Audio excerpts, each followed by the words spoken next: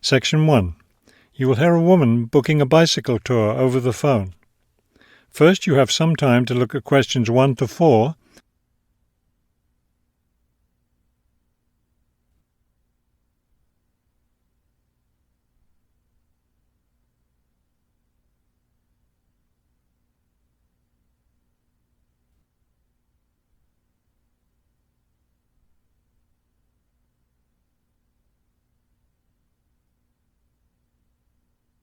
You will see that there is an example that has been done for you.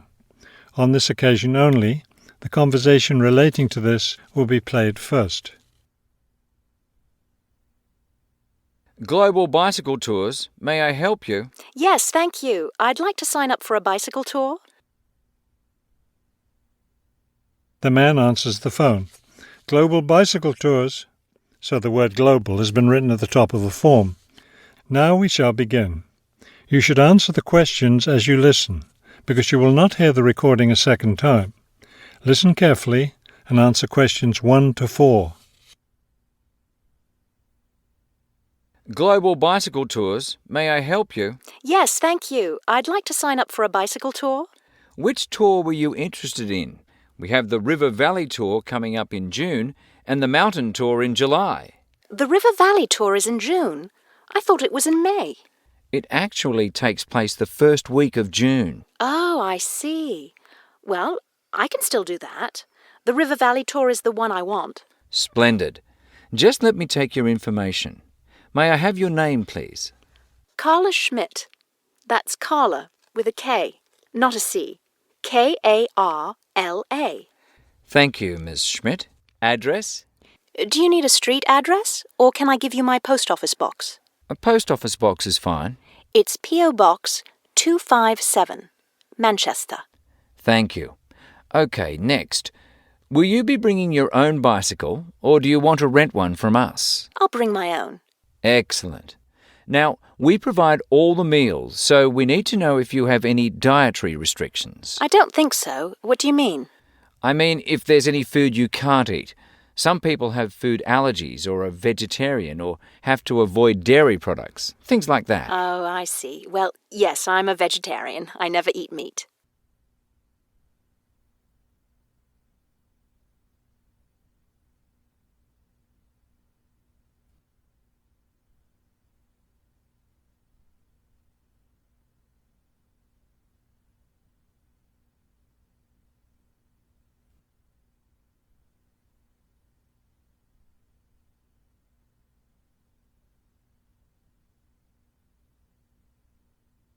Now listen and answer questions 5 to 10. All right, I'll make a note of that. Now, the total cost of the tour is $750.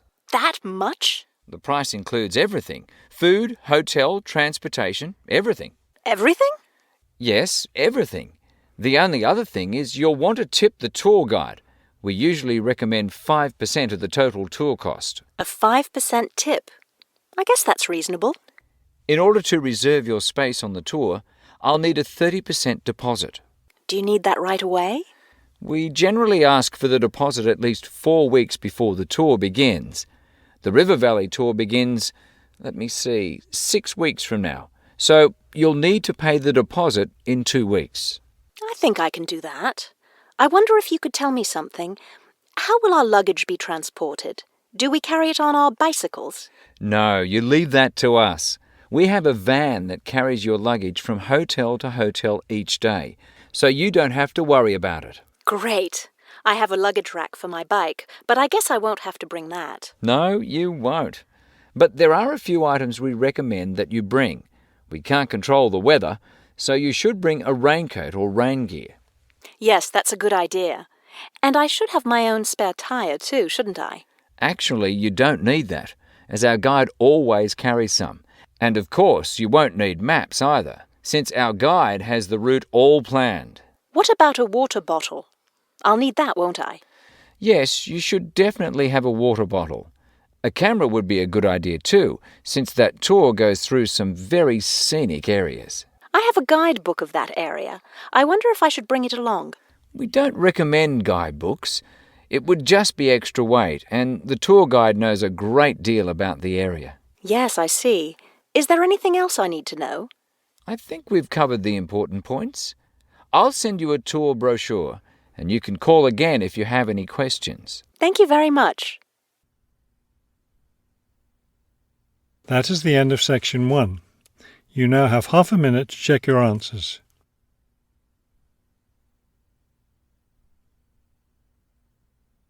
Section 2.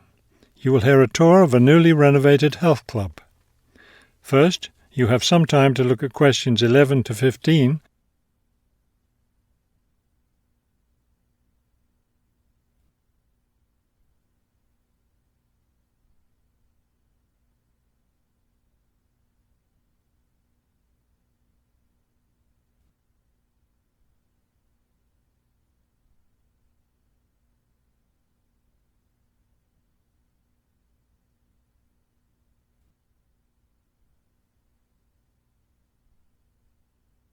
As you listen to the first part of the talk, answer questions 11 to 15. Thank you all for coming to see the new renovations to the Hartford Health Club. I know you'll be as pleased as I am to see the wonderful results of our months of hard work to improve the club and bring you the best facilities ever. We'll begin in here with the swimming pool. You'll notice the new colour of the adult pool, a lovely cool green. Now walk over here and look at the children's pool. It's the same green, but as you see, with brightly coloured sea creatures painted everywhere. Both of the pools needed painting, not only for maintenance, but I think the new colour greatly improves the atmosphere of this part of the club. Next, let's take a look at the locker rooms. Don't worry, there's no one using them just now. Doesn't it feel roomy in here? We've expanded both the men's and women's locker rooms, so now they'll be much more comfortable to use. There are bigger lockers, a good deal more room in the dressing area, and more places to store extra towels and equipment. Be careful as you walk through here. The floor's just been polished and may be a bit slippery. Let's go up to the exercise room next. Here, you'll notice a new floor. Walk on it. Doesn't that feel comfortable? It's a special material, softer than the old floor, an ideal surface for jogging and exercising. They had to move all the exercise equipment out while they were working on the floor, but don't worry, it will be brought back in before the end of today. Let's step outside now and look at the tennis courts. We haven't done a great deal here except to the equipment. We replaced all the nets and the ball throwing machine. Otherwise, everything is the same as it was before. Let's walk down this hallway, and here we are at the club store in its new location. We thought here by the entrance was a better place for it than where it used to be by the swimming pool. But it still has all the same items for sale, sports equipment and clothes in the club colours.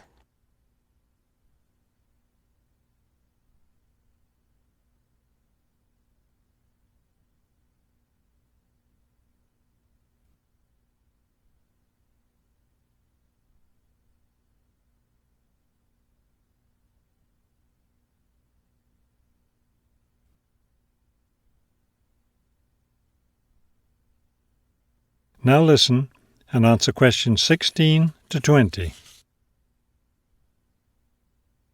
We're excited about the upcoming activities and events to take place in our newly renovated club. Now that the pools are ready for use again, swimming lessons will begin tomorrow for both adults and children. If you haven't signed up yet, you can stop by the office before you leave today and put your name on the list. If you're a tennis player, you'll be interested to hear about the tennis competition coming up on Wednesday. Players from different clubs all over the region will be participating. If you'd like to watch the event, tickets are available in the office. Also, I want to be sure you all know you're invited to our club party coming up next weekend. We're celebrating the completion of the renovation work, and we have a lot to celebrate. The entire renovation project was finished in just 9 months. That's 3 months less than the 12 months we'd originally planned on. We're proud of that, and proud that we came in under budget too. Because we've had such good results with this project, we're already planning the next one. We already have 2 indoor pools, and next year we plan to install an outdoor pool right next to the tennis courts. Details of these plans will be made available to all club members soon.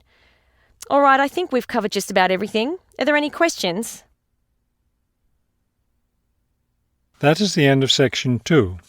You now have half a minute to check your answers. Section 3.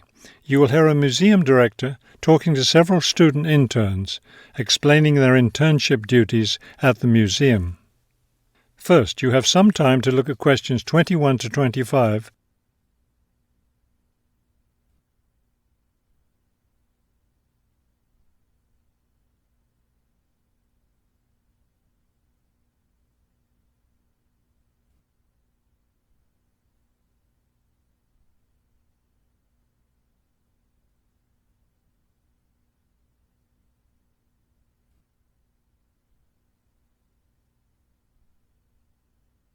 As you listen to the first part of the conversation, answer questions 21 to 25. Welcome to the City Museum of Art. I'm Dr. Shirley Johnson, the director of the museum's internship program. Today, I'll be giving you an orientation to the museum and our museum administrator's internship program. Will we get a chance to tour the museum today? Yes, we'll start right now with a tour of the building. We'll skip the basement. Most of that part of the building is devoted to art conservation, which won't be part of your internship.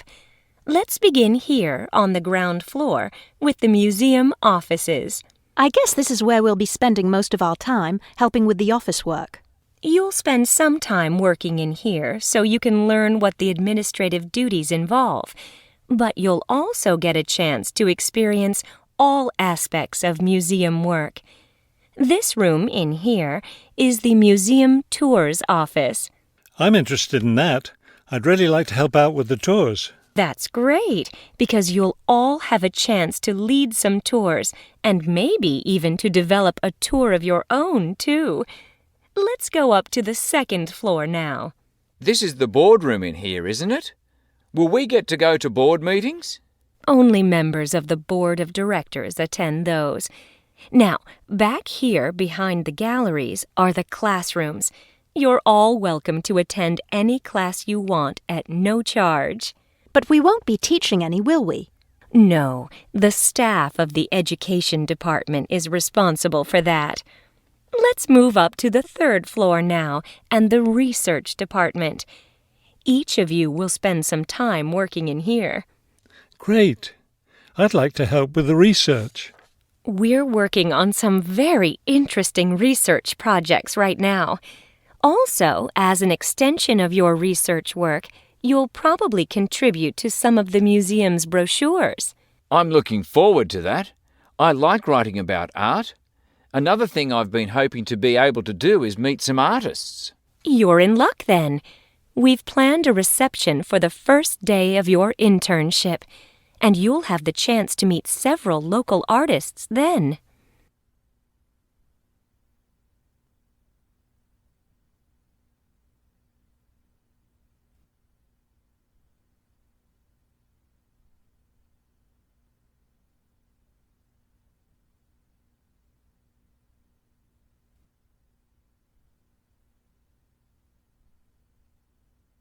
Now listen and answer questions 26 to 30.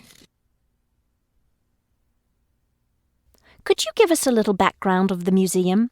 I mean, when it was built and some information about the collections and things like that? Of course. The main part of the museum was built in 1895 with a combination of public and private funds. The new wing was built 60 years later with a donation from the Rhinebeck family. That part of the museum was built for the modern art collection, wasn't it? Yes, it was. In the main part of the museum, we have a gallery devoted to works by local artists, our sculpture collection, and a small collection of classical European art. You mentioned classes earlier. What kinds of classes does the museum offer? In our adult education program, we offer a series of art history classes, and for children, we have a program of arts and crafts workshops. You can get a brochure from the office that will give you more information. I saw a lot of chairs set up in the main hall. What are those for? Those are there for tonight's musical performance. We offer a weekly concert series during the fall and winter, and of course, all of you are welcome to attend. Now, if there are no more questions, let's step into my office and I'll show you your schedules. That is the end of section 3. You now have half a minute to check your answers. Section 4. You will hear a lecture about the history of the tomato. First, you have some time to look at questions 31 to 35.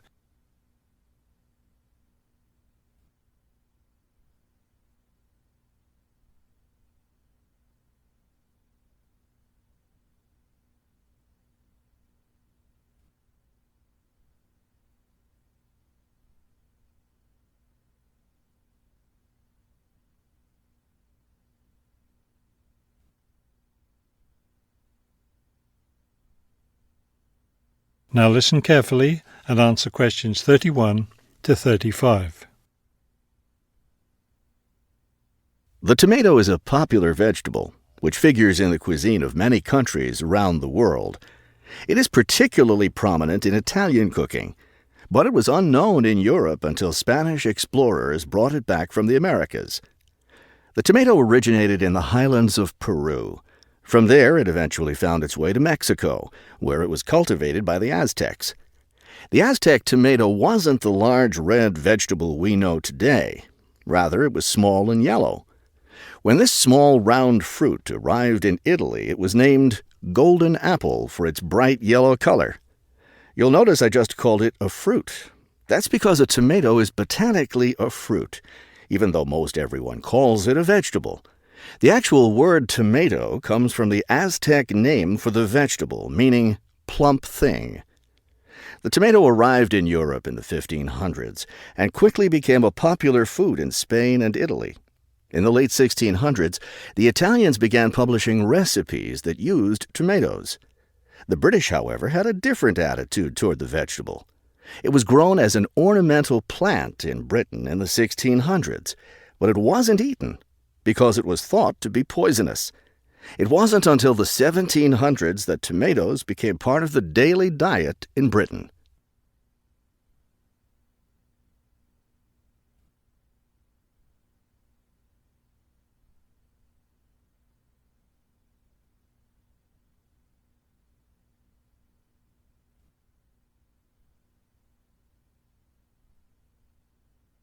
Now listen carefully and answer questions 36 to 40. In the United States, tomatoes were also used as ornamental plants rather than as food for a long time. This attitude began to change in the 1800s. In 1806, a gardener's calendar mentioned that tomatoes could be used to improve the flavor of soups and other foods. Thomas Jefferson did much to enhance the tomato's reputation as a food. He first served tomatoes to visitors at his home in Virginia in 1809. Then in 1820, a man named Robert Gibbon Johnson decided it was time to discard once and for all the idea that tomatoes were poisonous. To prove his point, he ate 1 kilo of ripe red tomatoes in public. 2,000 people gathered to watch this feat, which took place on the steps of the courthouse in Salem, Massachusetts.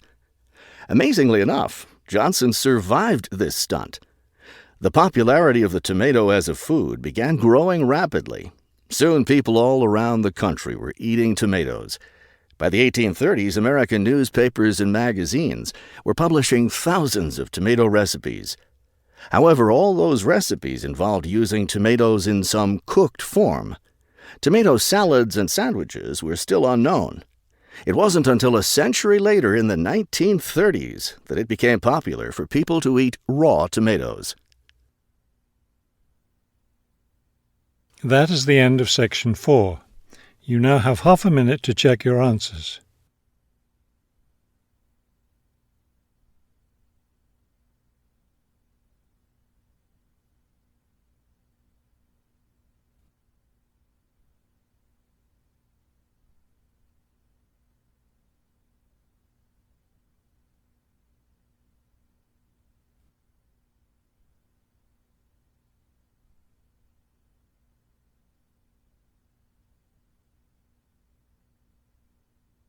You will now have 10 minutes to transfer your answers to the listening answer sheet.